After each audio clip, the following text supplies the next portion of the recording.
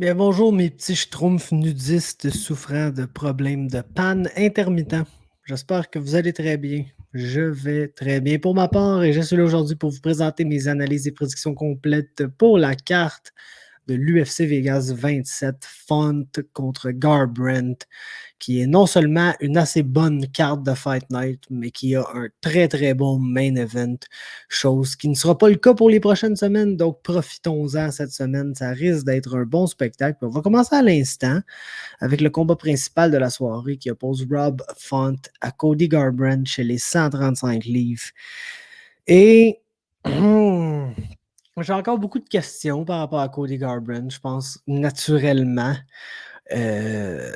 Principalement parce que oui, il a gagné son dernier combat contre Raphaël Assunção. Puis oui, il a bien fait de rester plus mesuré at range, puis d'essayer de plus placer ses coups jusqu'à temps qu'il trouve son opportunité où il a passé un KO absolument extraordinaire à Assunção. Mais Raphaël Assunção allait jamais être le gars qui allait engager Cody Garbrandt comme Dillashaw l'a fait, comme Pedro Munoz l'a fait, et ainsi qui allait un peu sortir là, son côté où il abandonne complètement toute technique et toute logique quand il se fait taguer comme faux. C'est un gars que si tu le fâches, il peut virer complètement crazy et puis ça peut devenir très, très, très dangereux pour toi, oui, mais ça peut être à ton avantage. Ceci étant dit, Rob Font est probablement une des personnes avec qui j'ai le moins envie de me mettre à échanger dans cette division-là parce que, écoute, Rob Font, c'est presque une copie conforme de son partenaire d'entraînement, Calvin Cater. Les deux ont une shape qui sont très semblables. Il y en a un qui coupe beaucoup plus de poids que l'autre, puis ça fait qu'il se bat à 135, mais Font, très bon fondamental debout, une belle boxe, qui travaille derrière son jab, mais qui a des combinaisons créatives derrière son jab. C'est pas un gars qui est juste one-two, one-two, one-two. C'est un bon combattant créatif qui frappe fort, qui est très, très durable, qui semble avoir un bon cardio. Tu sais, on l'a vu dans ses premiers combats dans l'UFC affronter John Lineker, quand il avait absolument pas l'expérience encore pour affronter quelqu'un de la trempe de John Lineker, puis c'est pas fait finir dans ce combat-là. Je pense que la seule fois que c'est fait finir, c'était par guillotine absolument miraculeuse, là, par Pedro Munoz, justement. Et puis, depuis, Font est dans un complet rôle. Il se mérite absolument ce combat-là contre un ancien champion de la division, après avoir battu Marlon Moraes, là, notamment dans ses derniers combats, Sergio Pettis aussi, et avant qu'il fasse le soir Bellator. Puis écoute, c'est vraiment un combat qui j'ai tendance, à cause des questions que j'ai encore par rapport à Garbrandt, à favoriser Rob Font aussi, parce que je peux me fier sur Rob Font d'être durable, d'être super tough. Puis oui, on doit admettre que Cody Garbrandt est excessivement talentueux, puis il est capable de tout faire debout. Puis d'après moi, il est capable de travailler alentour du jab de Font, puis d'avoir du succès dans ce combat-là. Puis oui, s'il y a un combattant dans la division 135 livres qui peut potentiellement finir un gars comme Rob Font avec son power, c'est Cody Garbrandt. Mais est-ce qu'il va réussir à rester composé, à rester calme et rester dans sa game? Ou si Rob Font va tellement le mettre en crise parce qu'il va être dans sa face puis il va y lancer des belles combinaisons puis Garbrandt va se faire taguer puis ça ne marchera pas nécessairement comme il veut puis là il va décider de retourner en mode crazy, abandonner toute technique puis se mettre à brawler. Puis, comme j'ai dit, je voudrais pas, s'ils sont là à échanger coup pour coup dans la cage, même si Garbrandt est plus puissant que Font, j'ai plus confiance en Rob Font de finir Cody Garbrandt dans ces circonstances-là que l'inverse. Donc, je pense que j'ai Rob Font dans ce combat-là. Par TKO, à quelque part au 2 ou 3e round. Et après ça que j'ai à dire là-dessus, ça nous mène au co-main event de la soirée, un très bon combat qui est attendu parce que sinon, ça fait dans des previews dans le podcast une couple de fois que je parle de ce combat-là là, précisément comme étant un combat très important qui va probablement dicter la prochaine number one contender dans la division. C'est Yan Xiaonan, Carla Esparza. Esparza est vraiment excellente dans ce qu'elle fait. Le problème, c'est qu'elle fait juste une chose bien, c'est lutter. Son striking s'est amélioré, mais il ne sera jamais on par avec les meilleurs dans la division. Puis là, on parle d'un combat de number one contender, on parle d'un combat de gens qui sont élites dans la division. Et puis, Esparza a tendance à commencer ses combats très forts, à avoir du succès, souvent lander des takedowns inattendus dans le premier round, puis plus le combat continue, plus elle commence à avoir de la difficulté, plus elle perd un peu d'énergie, puis ça laisse la chance à ses adversaires de revenir dans le combat, puis de rendre toujours ça très serré. Même si c'est une séquence victorieuse présentement, Carla Esparza, il y a beaucoup de décisions très serrées dans cette séquence victorieuse-là. Et puis, je m'attends pas vraiment à ce qu'elle ait du succès au premier round contre Yan Xiaonan, qui, elle aussi, sort très fort, mais qui maintient très bien son énergie. En fait, Yan Xiaonan, si vous voulez une belle comparaison, c'est la version pas athlétique de Weili Zhang. Puis ça fait pas d'elle une mauvaise combattante, ça fait d'elle juste une fille qui est moins naturellement explosive, moins naturellement puissante, mais qui travaille en volume, qui est excellente, qui va être dans la phase de son adversaire, qui va essayer de la stocker puis de lander beaucoup de volume. Puis on a vu Carla avoir des problèmes contre Joanna Jędrzejczyk, qui a un genre de style semblable, surtout à ce moment-là de sa carrière. Et on a vu Yan Xiaonan, dans son dernier combat, battre Claudia Gadelha, qui, en vieillissant, est pas mal rendue la version légère de Carla Esparza, on s'entend. Donc, elle a déjà délai avec ce genre de test-là. Et puis, je pense qu'il y a des bonnes chances qu'elle soit capable de dealer avec Carla Esparza ici. Puis peut-être si le premier round est plus serré que les autres, je suis pas mal sûr qu'elle va take over dans les 2 derniers rounds. Donc, j'ai Yan Xiaonan par division. Ça nous mène le combat random sur la main card. Je sais pas pourquoi à toutes les cartes, l'UFC fait ça par les temps qui courent. C'est un match nil contre Buntorin à quelque part à la main card. Ou un Justin Tafa contre Jared Vanderaa. Puis je vais vous avouer que ce combat-là, ça devrait être plus simple à pique que ce l'est. Parce que, tu sais, Justin Tafa est plus game debout, probablement plus technique debout et probablement, en fait, pas probablement, assurément plus puissant debout que Jared Vanderaa. Mais ce combat-là me donne un léger vibe tight Tuivasa contre Sergey Spivak où on se disait, oui, Tuivasa va absolument walk over. En plus, Spivak, peut-être pas le plus durable des heavyweights comme Vanderaa qu'on a vu se faire finir à son dernier combat. Mais Vanderaa est un gars qui est capable de lutter, qui est capable d'aller chercher des takedowns. Puis c'est exactement ça que Spivak a fait sur Tuivasa, qui est le partner de Tafa. D'ailleurs, c'est toute la clique à Mark Hunt. Ça. Et puis, tu sais, je vais quand même y aller avec Tafa par KO round 2, mais il y a une grosse partie de moi qui se demande si Jared Vanderaa décide de spammer des takedowns dans ce combat-là. Ça va être quoi le résultat? L'affaire, contrairement au chum Sergey Spivak, c'est je ne sais pas si Vanderaa est vraiment capable de garder cette pace-là pendant 15 minutes. De là pourquoi je vais quand même pick Tafa. Mais gros point d'interrogation ici, là, selon moi. Ça nous mène à un combat entre Felicia Spencer et Norma Dumont. Et Felicia Spencer va gagner ce combat-là par soumission au premier ou au deuxième round après avoir resté at range, essayer de faire des petits kicks de karaté bizarres, se rendre compte que ça marchait pas, fait que juste foncer, clincher contre la cage, lander takedown, travailler jusque dans le dos puis passer un rear naked choke.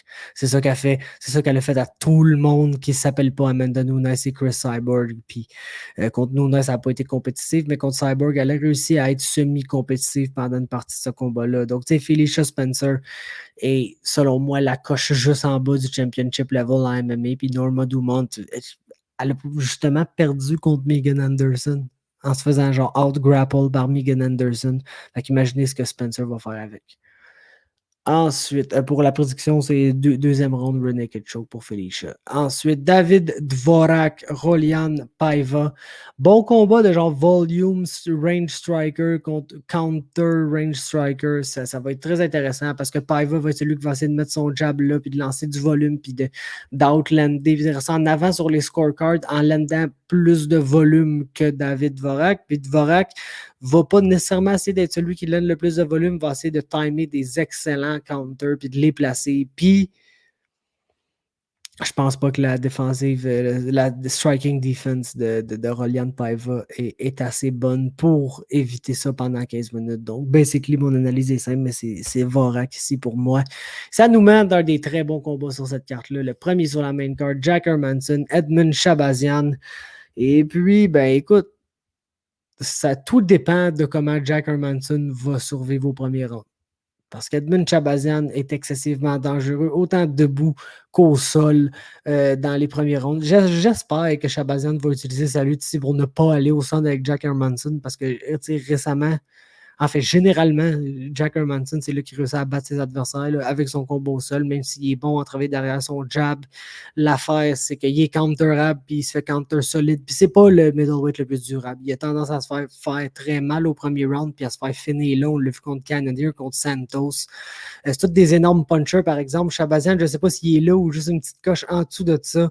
C'est là qu'on va le savoir. Parce qu'honnêtement, si Shabazian ne gagne pas ce premier round-là, je n'ai pas vraiment confiance en son cardio, puis en sa durabilité, puis en rien, en fait, parce qu'il s'entraîne avec Edmund Tarverdyan. Puis je vais toujours avoir des doutes sur ce qui se passe dans ce gym-là. Puis après le premier round, ces athlètes ont tendance à fade parce que tous ces athlètes sont excessivement explosifs et athlétiques et physiques, mais sont pas capables de sustain ça pendant 15 minutes. Puis souvent, c'est quand ça se met à mal aller pour eux que l'attitude change complètement, puis que tu vois qu'ils sont plus dans leur combat. Chose qu'on a vu contre Derek Brunson de la part de Shabazian. Il y a quand même des très bonnes chances là, que Shabazian gagne ce combat-là par KO au premier round, pour être bien honnête avec vous. Mais moi, mon pick, ça va être Hermanson par soumission au troisième. On s'en va sur les prelims. Le main event des prelims est un très bon combat. Ricardo Ramos contre Bill Algeo. Et puis ici, on va avoir le gros stalker qui va essayer d'être puissant puis d'être explosif contre le combattant qui va juste essayer d'être crafty parce qu'il n'est pas athlétique. Et puis, habituellement, j'irais probablement avec le combattant athlétique, même si c'est lui qui va avoir le plus de difficultés à garder son style pendant les 15 minutes du combat au complet.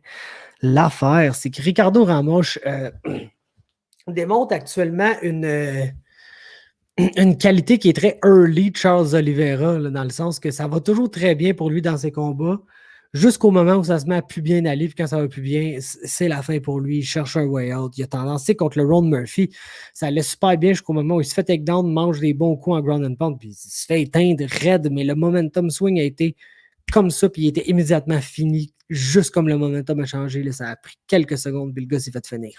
Donc, je pense pas que Algeo est autant une menace là, que le Ron Murphy, qui est un nom à retenir, ça, le Ron Murphy. Regardez ça dans votre tête, peut-être qu'on va entendre parler de lui là, dans pas long, le chum, le Ron Murphy. Mais bref,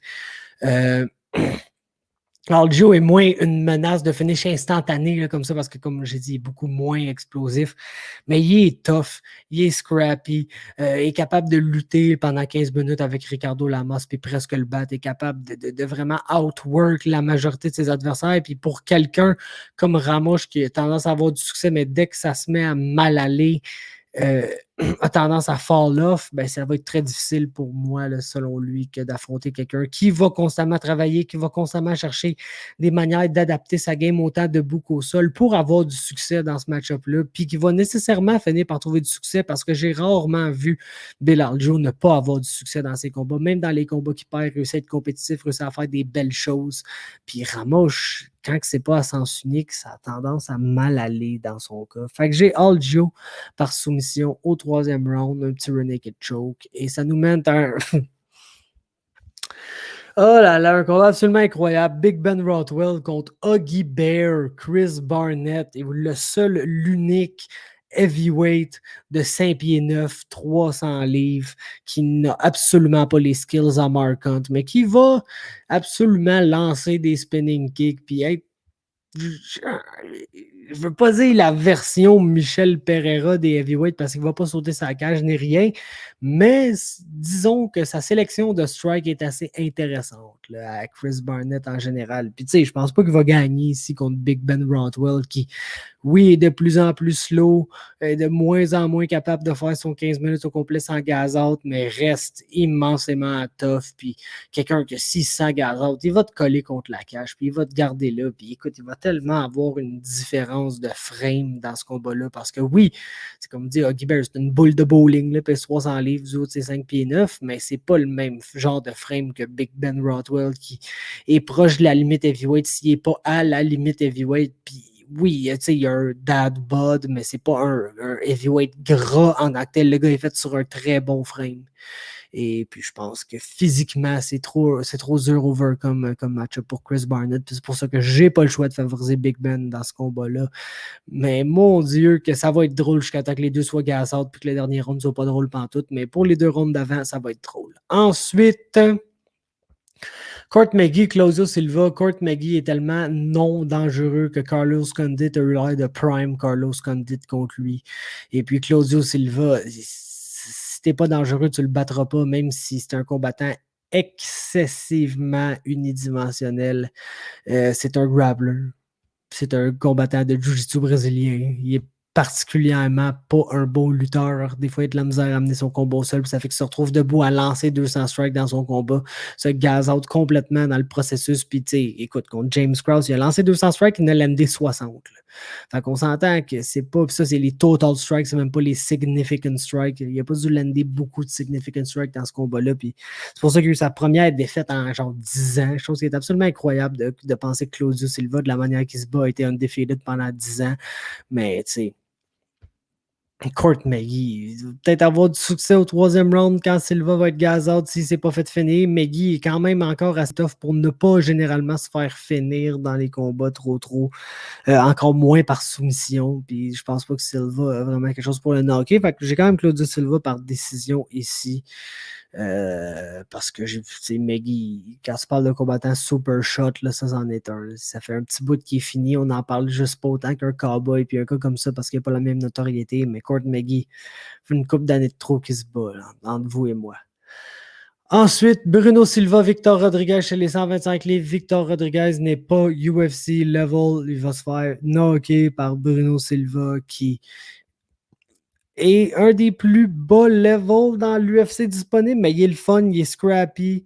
Son problème, c'est qu'il c'est un flyweight puis il n'est pas athlétique. Puis c'est souvent ça qui te tue, mais il va probablement être plus athlétique que Victor Rodriguez qui est arrivé avec une fiche de 7 victoires, 2 défaites, tout droit de Alaska Fighting Championship avant de se faire contre-saint décollissé par Adrian Yanez. Puis je pense pas que ça va être bien mieux dans ce combat-là. Ça va être moins épais parce que je pense que Yanez c'est une coche en haut de Bruno Silva, mais je m'attends même pas à ce que Rodriguez soit tant compétitif que ça. Donc, Silva TK au deuxième round, ça demande un combat entre Josh Coulibaugh et Sha Yilan. Et puis, la seule raison pourquoi ce match-up-là est intéressant, c'est parce que Sha Yilan, il a un peu fait toute sa game comme étant un combattant très physique qui va essayer d'aller chercher le takedown, de dominer son adversaire sur le top, d'être plus physique constamment que son adversaire.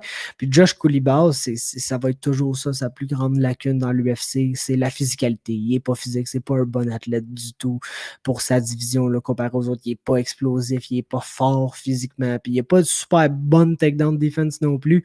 Fait qu'il y a vraiment beaucoup de choses à exploiter là, de la part de Sha Yilan, mais comme on a vu dans le combat contre Jourdain puis dans le combat contre Jalen Turner, Josh Coulibaugh, c'est un gars qui va se battre, puis qui va être tough, puis qui va jamais arrêter, même si ça va pas bien pour lui. Puis honnêtement, je pense que même s'il y a peut-être un désavantage au niveau de la physicalité, va être beaucoup plus technique dans tous les aspects que Sha Yilan, puis d'après moi, va réussir à se relever assez souvent des takedowns, puis à lander les meilleurs strikes debout pour gagner ce combat-là par décision, parce que j'ai aucun doute que Coulibaugh, présentement, est un meilleur fighter que Sha Yilan. C'est juste l'aspect de la physicalité qui me fait poser la question, mais j'ai l'impression que ça va être un peu comme la carte à Jacksonville où il y avait 3 combattants chinois en début de carte qui ont tous passé assez proches, mais qui n'ont tous pas réussi. Je pense que ça va être un peu ça pour Sha Yilan. Il va passer proche, mais il ne va pas réussir dans ce combat-là. Ensuite, Yancy Medeiros, Damir Radzovic. C'est un très bon action fight. Ça va être très difficile de savoir qui va gagner parce que tu as Medeiros qui va probablement jouer le rôle du combattant le plus actif, mais le moins powerful des deux dans ce combat-là. Et puis tu as Radzovic qui est peut-être celui qui attend un peu trop des fois, mais qui est capable de lander du très bon power sur ses adversaires. Donc, en théorie, s'il n'y a pas de finish dans ce combat-là, Yancy Medeiros devrait gagner. Puis Yancy Medeiros a tendance à être assez tough, même si c'est clairement un kill or be killed fighter. Je vais le pick ici, même si je pense que c'est un genre de 55-45, les odds dans ce combat-là, mais je vais y aller pour Medeiros par décision. Ça nous mène au premier combat de la soirée, qui est une punition pour Rafael Alves. Il pensait se battre à 145, il a manqué le poids par, écoute, une livre, c'est ça. Il a manqué le poids là, par une division complète. Fait qu'ils ont dit non seulement tu te rebats pas là, tu te bats à 155, puis tu vas te battre contre Damir Ismagulov qui non seulement va y péter à la gueule, mais va même pas genre se presser pour le finir ni rien, va le garder dans des positions merdiques, va lander des gros coups sur lui debout en le stockant, puis C'est un fighter qui est vraiment control-based, de là pourquoi il n'a pas grimpé les échelons assez vite dans l'UFC, mais Damir Ismagulov, c'est un gars qui peut se battre contre le monde du top 15 assez rapidement, selon moi, voire même dès maintenant. Donc, je pense que c'est un match-up absolument terrible. Et clairement, elle a une punition aussi pour Rafael Alves après avoir manqué le poids comme ça. Donc, ça va conclure mes analyses de position complètes pour la carte de l'UFC Vegas 27, Font contre Garbrandt. Très bon main event, j'ai hâte de voir ça. C'est une belle petite carte là, en général avec des bons combats qui, c'est peut-être pas booké autant compétitif que les autres cartes, mais je pense que ceux qui sont favorisés pour gagner risquent de nous donner de belles performances puis de beaux highlights quand ils vont probablement gagner leur combat. Puis sinon, on va avoir le droit à plein d'upsets, puis ça, c'est toujours excitant. Donc, laissez-moi un like si vous avez apprécié, un commentaire pour me faire part de vos prédictions, vos impressions. Avez-vous hâte? Allez-vous l'écouter? Est-ce que c'est le genre de fight night que vous allez skip? On se parle de ça dans les commentaires. Abonnez-vous à MMA Talk sur toutes les plateformes. Puis c'est ça. Ciao!